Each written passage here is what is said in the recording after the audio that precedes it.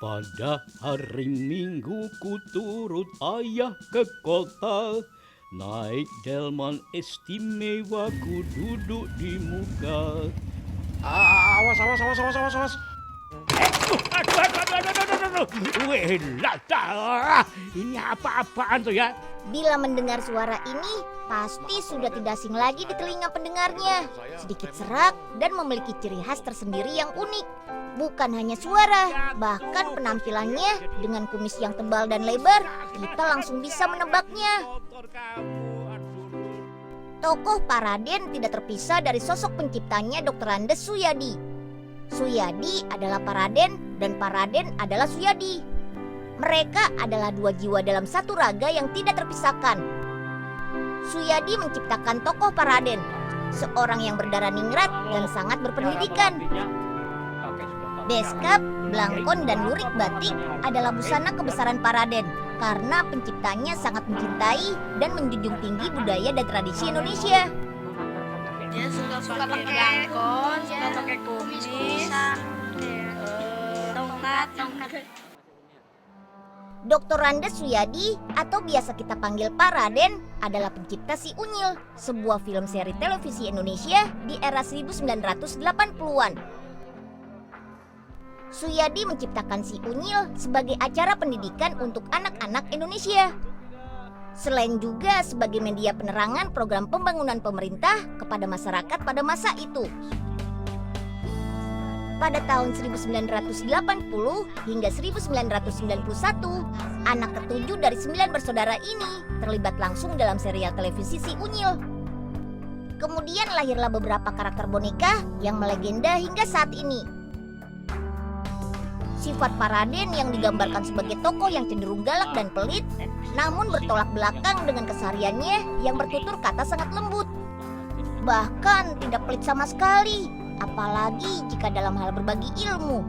Ia pun dengan semangat mengisi berbagai acara anak-anak meski dengan bayaran yang seadanya. Jadi Pak Suyadi tidak saja mendidik anak-anak dengan unyilnya, dengan kepakradenannya, tapi mendidik bangsa, mendidik Indonesia. Dari mulai awal dia menciptakan tokoh Unyil dan kawan-kawan dan Pak Raden. Jadi lihatlah Pak Raden yang kayaknya judes kaku, tapi selalu ada pelajaran yang diberikan kepada anak-anak.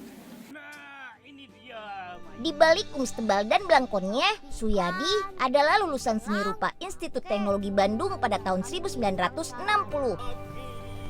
Lalu meneruskan belajar animasi ke Prancis pada tahun 1961. Dengan latar belakang pendidikannya, tidak heran jika Suyadi sudah banyak menghasilkan sejumlah karya, mulai dari buku cerita anak bergambar hingga film pendek animasi. Bahkan divisi pemberitaan Trans 7 juga pernah membuat acara khusus yang dibawakan oleh Pak Raden, UAS Ajaib, yang didedikasikan bagi beliau agar bisa membagi ilmunya pada anak-anak dalam bidang melukis.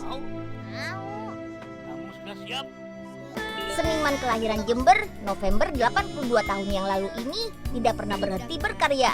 Sejak Maret 2007, suara khasnya sebagai tokoh Pak Raden selalu terdengar dalam program pendidikan anak-anak Laptop Si Unyil Trans 7.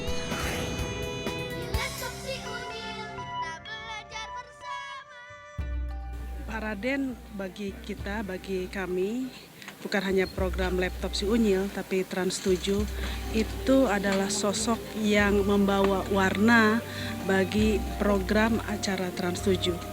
Program anak Laptop Si Unyil yang lahir sejak tahun 2007 hingga tahun sekarang berarti sudah 8 tahun ya. Itu menjadi salah satu di antara sekian program anak di Trans 7 yang berhasil memikat dan menemani anak-anak seluruh Indonesia. Namun keinginan Dr. Andes Suyadi untuk terus berkarya dan memberikan pendidikan kepada anak-anak harus terhenti. Suasana duka menyelimuti kediaman Suyadi bin Sabeki Wiryokusumo atau yang lebih populer dengan nama Pak Raden di Kelurahan Petamburan, Kecamatan Tanah Abang, Jakarta Pusat. Seniman multitalenta sekaligus pencipta tokoh Unyil ini meninggal dunia di usia 82 tahun, Jumat malam setelah menjalani perawatan intensif akibat infeksi paru-paru yang dideritanya di Rumah Sakit Pelni Petamburan, Jakarta. Sejumlah kerabat dan seniman tanah air mendatangi pemakaman sang legenda di pemakaman Jeruk Purut untuk mengucapkan bela sungkawa. Rekannya sejak tahun 80-an, Maman, yang saat itu bertugas sebagai perlengkapan boneka Unyil, mengenang kerasnya didikan sang maestro pada saat itu. Waktu itu kita bikin ada judulnya Abdi Masuk Desa. Saya waktu itu melangkah mendahului Pak Raden, itu saya diomel-omelin. Karena waktu itu saya kan sebagai harus bikin kostum ABRI begitu banyak. Saya bikin kostum ABRI, waktu itu dapat kaos warna putih. Waktu ABRI zamannya masih warna-warna hijau. Itu saya one take. Itu saya ABRI diomel-omelin sama Pak Yadi. Tapi pada dasarnya hasil saya itu akhirnya terpakai juga. Saya seperti itu. Tapi saya kesan, oh ternyata Pak Yadi ini mendidik saya seperti ini. Sedangkan Pak Hamid alias Pak Ogah mempunyai kenangan tersendiri akan sosok Pak Suyadi sebagai seorang seniman.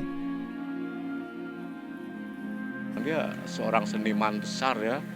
Kalau seniman itu kan tidak pernah memperhatikan keadaannya. Jadi kalau dia show keluar kota gitu, tas tank-tanknya itu bukannya resleting, tertutupnya itu oleh peniti. Penitinya banyak sekali gitu. Dia nggak malu gitu loh. Sosok Dr. Andes Suyadi yang multitalenta menjadikannya sangat piawai dalam menjalani sosok Pak Raden, sehingga sangat sulit mencari penggantinya. Ya, sampai saat ini belum ada penggantinya ya. Belum ada orang yang mendekati dengan cara beliau. Mendekati pun belum ada. Apalagi bisa menggantikan ya, mengikuti, meneruskan jejaknya.